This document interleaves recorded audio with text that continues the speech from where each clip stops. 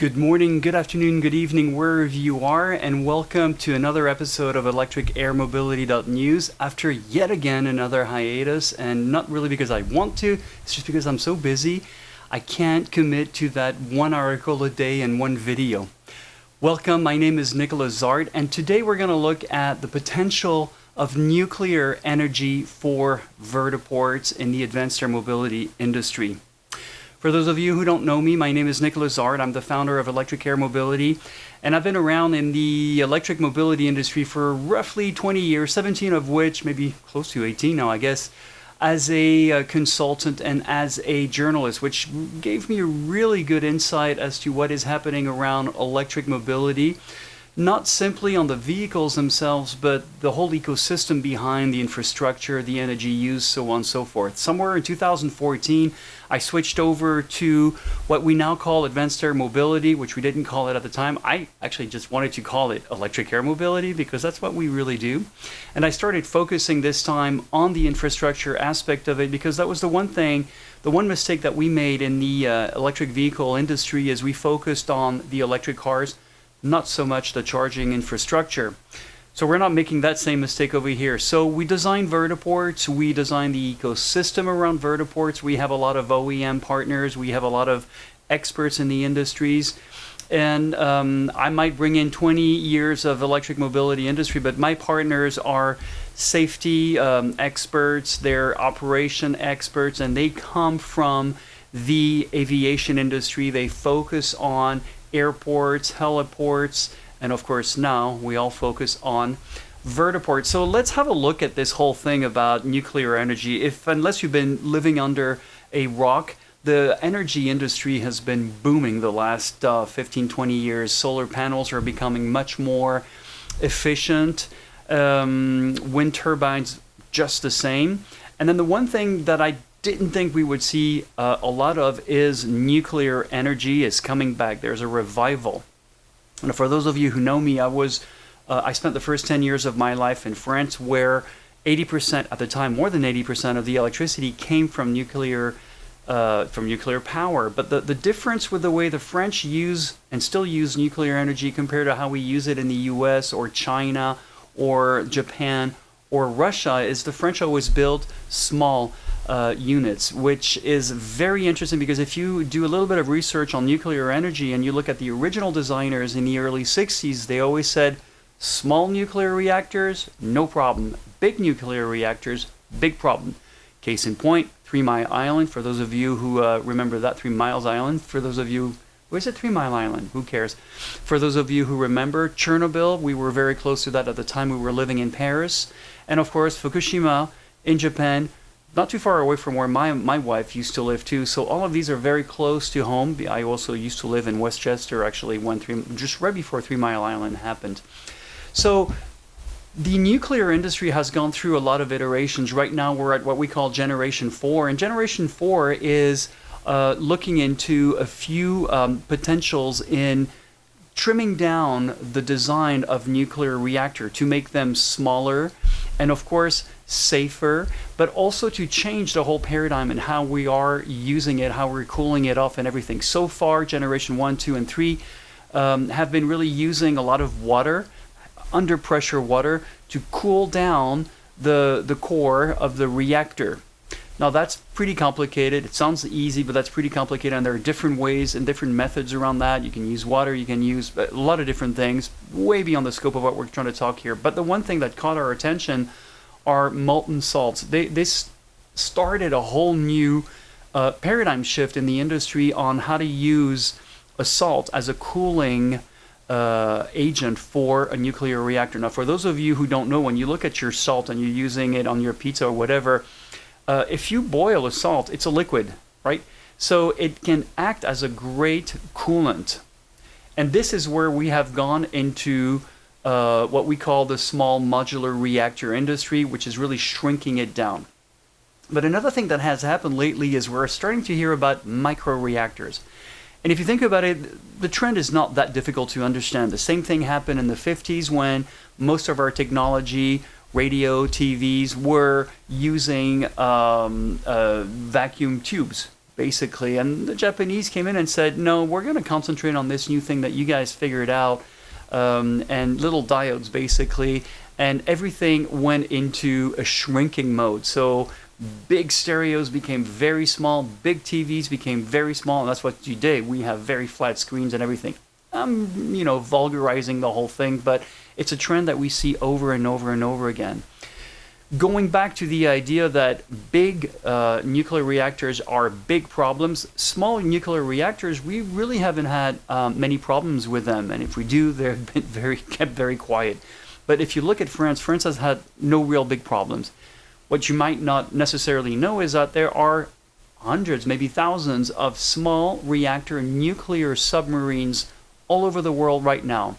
And yes, of course, we can always say that the military would not want to say if one of them exploded, but we would know by now if they had. And again, just to prove the point of the early designers that small reactors, we know how to handle that. Big reactors, big problems. So we're looking into, in our field of advanced air mobility, specifically on the vertiport side of things, we're looking at, can we use small modular reactors? Can we use microreactors as a way to give us the energy that we will need for our vertiports? Understanding that vertiports need electricity, so charging stations, storage. We need to make hydrogen, which also means storage. But a lot of it is going to be very data intensive. We need to work with our drones operation to understand ATM, UTM. We need to also understand where passengers are coming from, who they are, where they're going. We need to understand what flights are going to be coming in. We need to calculate how much energy do we need for the following day, how much reserve do we want to have. And since we're working also with smart gridding projects in smart cities, we're also looking at ways of reselling that energy to utilities when high peak means there's a lot of demand and not enough availability on the grid. So as you can understand, all of that means, first of all, the use of AI, which in and of itself is a hog, is an energy hog. And this is where more and more we're starting to look at nuclear reactors as a potential way of giving us all the energy we need to run a vertiport and more. So up until now, SMR, small modular reactors, were really taking center stage, and there's some fantastic companies out there, and even big companies that we all know about, Westinghouse, GE. I mean, these are people. Rolls-Royce have been working on these kind of small reactors. Rolls-Royce, especially because of their military contracts, and obviously all of them have military contracts. But one of the things that we noticed is, again, going back to that ever-shrinking idea of technology, we're getting more and more into micro nuclear reactors, and these actually fit on a truck, on the back of a big truck, semi, a 16-wheeler semi. And this is very interesting, and Rolls-Royce has a very interesting one that can be basically brought around and just power either a military base, but in our case, on the civilian side of things, a vertiport. It's difficult to explain how much energy we will need out of them, simply because we don't have all the data from eVTOL makers. We don't have all the data when it comes to the whole ecosystem, but we do have to plan for having more than enough. We do know roughly how many amperes will draw an eCTOL. For those of you who don't know, that's a conventional takeoff and landing aircraft, an airplane that happens to be electric. And so we can kind of guess, stepping it down, how much future eVTOLs will demand, and of course eSTOLs, the short takeoff and landing aircraft. But a lot of research is being done right now on what's happening in the world of energy, how much energy is being drawn, how much energy is being asked of from our grid.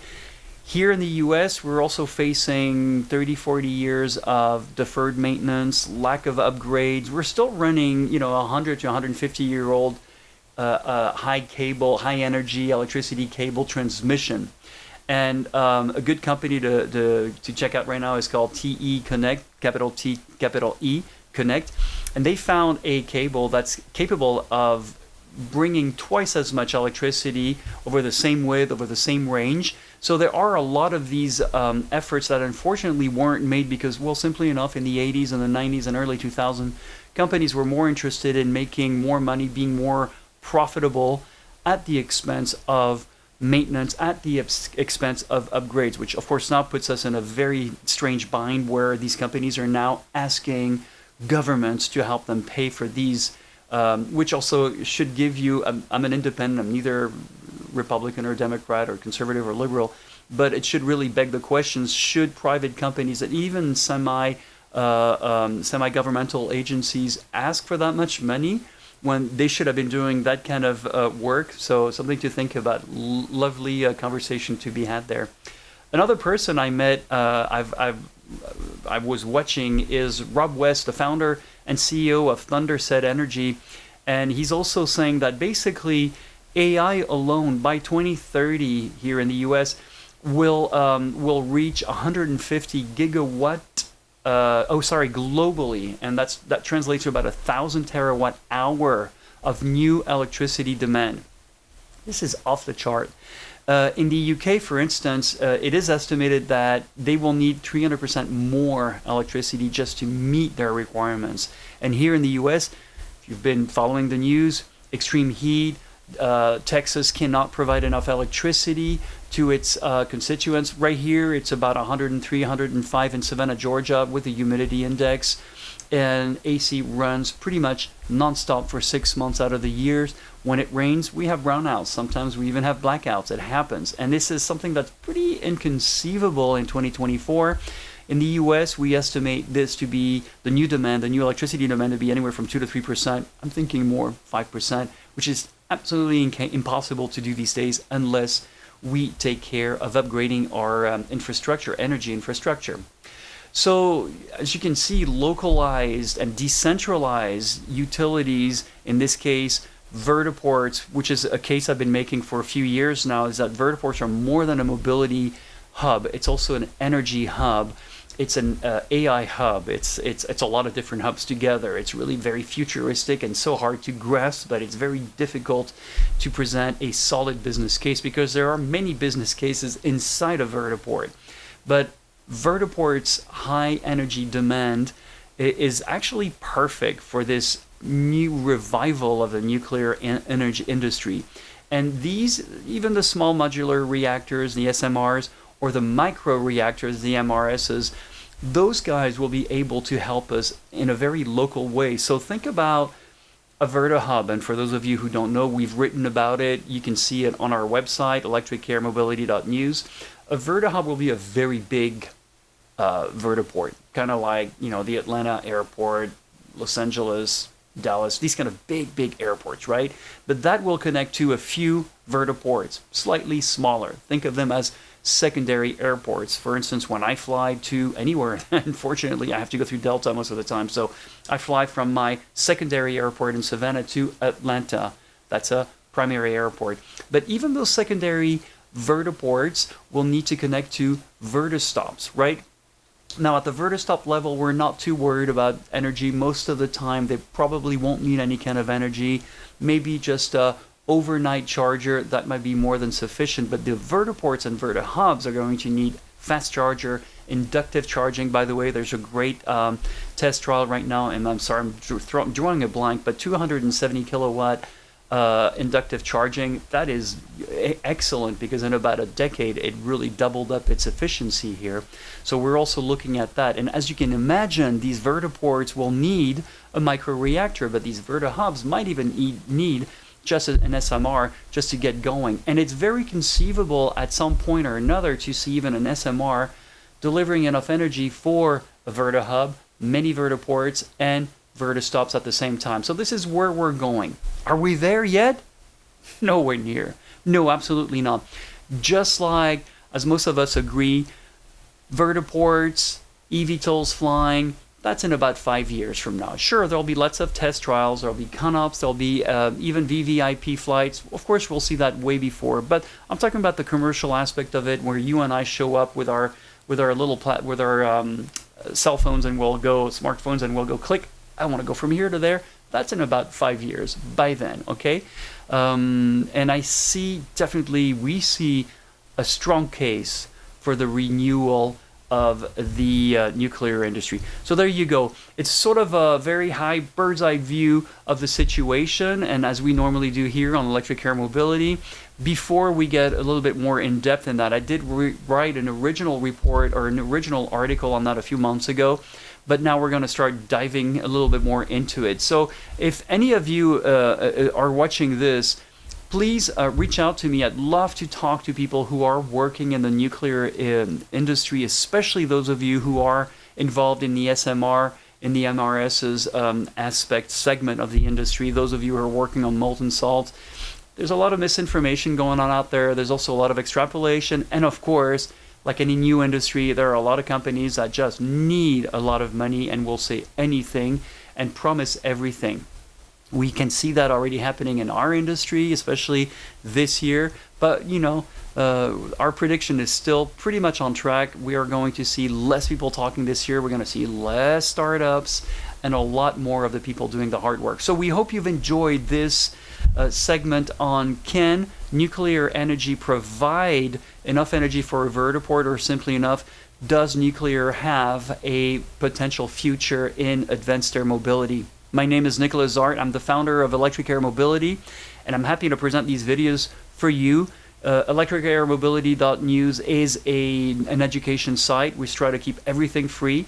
And pretty soon we'll be doing finally our interviews after 6 months of talking about it. But it does take a long time. So please like, please share, please comment as much as you can.